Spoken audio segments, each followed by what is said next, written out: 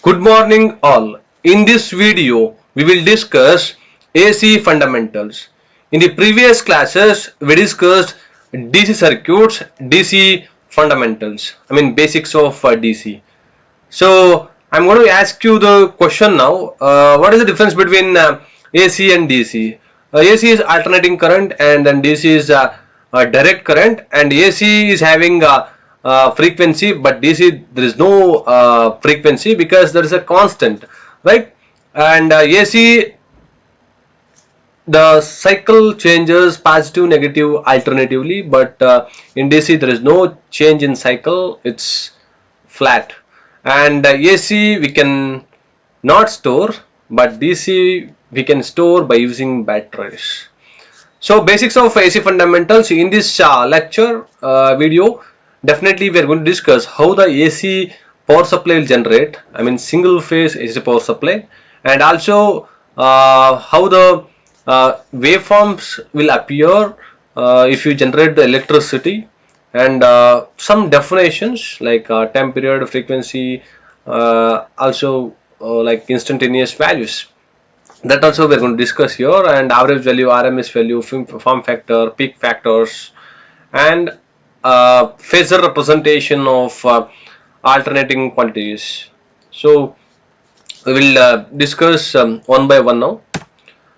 So my question is from this slide. So here there is a half sine wave, only one half cycle we can see properly, but there is no another half cycle. So just to assume this one is a generator. So this is a conductor. Conductor is rotating in the particular displacement at 2 pi, right? So the rotation is 2 pi here. So the conductor rotates one complete cycle. You will get one complete waveform. Positive half cycle and then negative half cycle. You will get it, right? So this is a one logic. That's why I have not given the heading also, because we have to assume what is this. This is like generation of single phase AC voltage or generation of sine wave, right? The complete rotation gives us one sine wave, positive half cycle and a negative cycle. The conductor is positive movement here to here, that is positive cycle. If it is here to here, negative half cycle, you will get it. So same thing will be coming from the power plant to your home.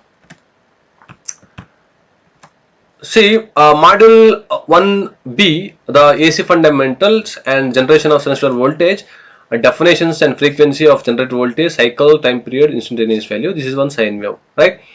So we'll discuss now.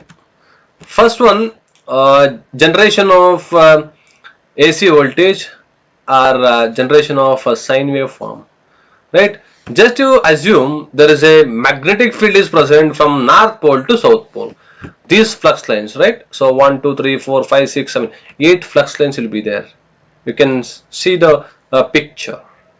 This diagram will give you the overall explanation of this complete topic or complete module 1b.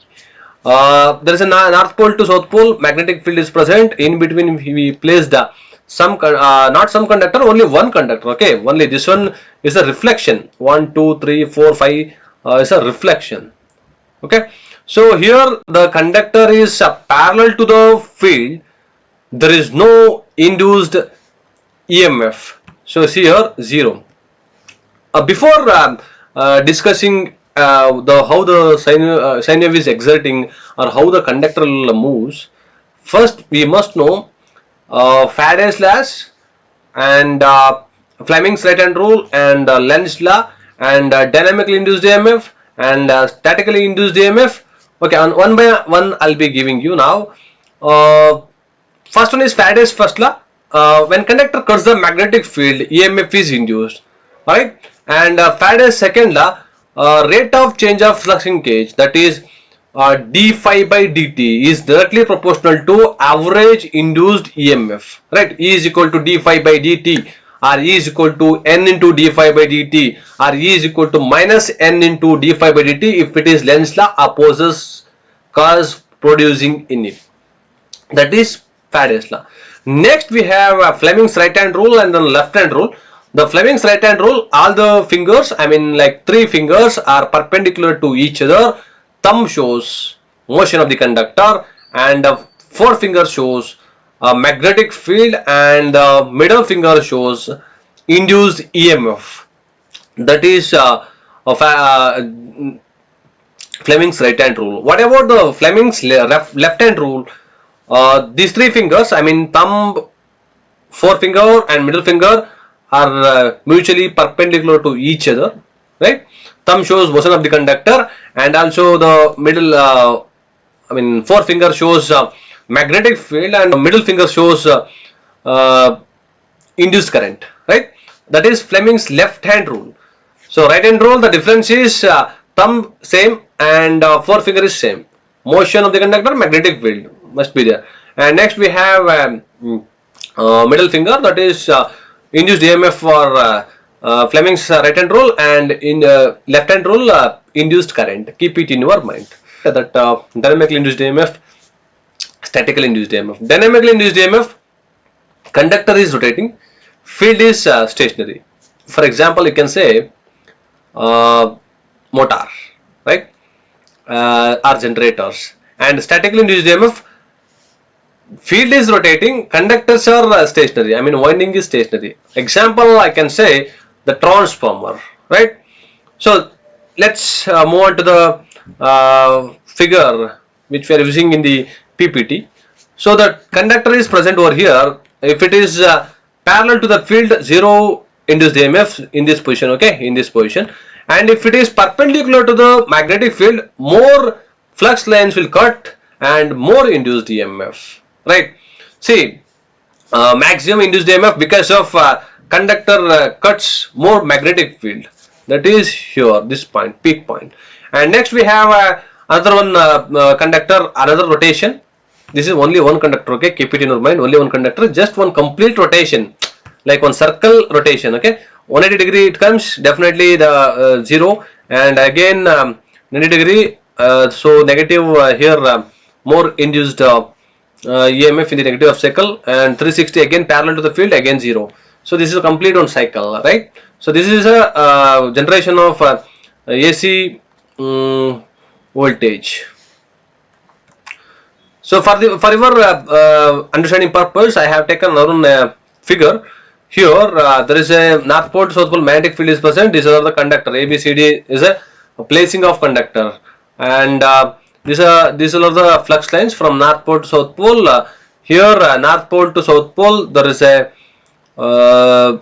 magnetic field is present, and then this rotates in the particular path, I mean in the 2 pi, right? So the conductor is in A position, there is no induced EMF. If the conductor is placed in the B position, see here instantaneous value, here in the C position instantaneous value is here, and D position instantaneous value is here, and E position here 90 degree, and similarly the complete cycle is present, right? So this is how we are getting sine waveform in the generators, right? See, like this we are getting the output from the generator. This you can say there is a dynamo present, so you can tell dynamo also, this diagram or this figure, right? So the conductor is present in between the north pole to south pole, and a magnetic field is present. If you rotate, the motion will be there, right? Motion in the sense rotation. If you give mechanical input, what happens? The conductor start rotating. When conductor cuts the magnetic field, EMF is induced. That is, the lamp will be glowing. When we were in childhood days, we used to play with remote cars and all. So after purchasing 1 or 2 days, after that we are dismantling the parts of we have done that actually, dismantling the parts of a DC motor, and we are doing some experiments, right? So when we were in childhood days itself, we have done an experiment of this topic. Now we are in engineering first semester, but we have done the experiment before itself, right? So just we are connecting one fan, and then we are giving power supply. So what happens? The this one, the fan will be rotating. So we have done already. And also, if you rotate the that fan, if you connect one LED lamp to the those two terminals, what happens? The lamp will be glowing, right? So we have done that experiment, but theoretically we are going to discuss now, right?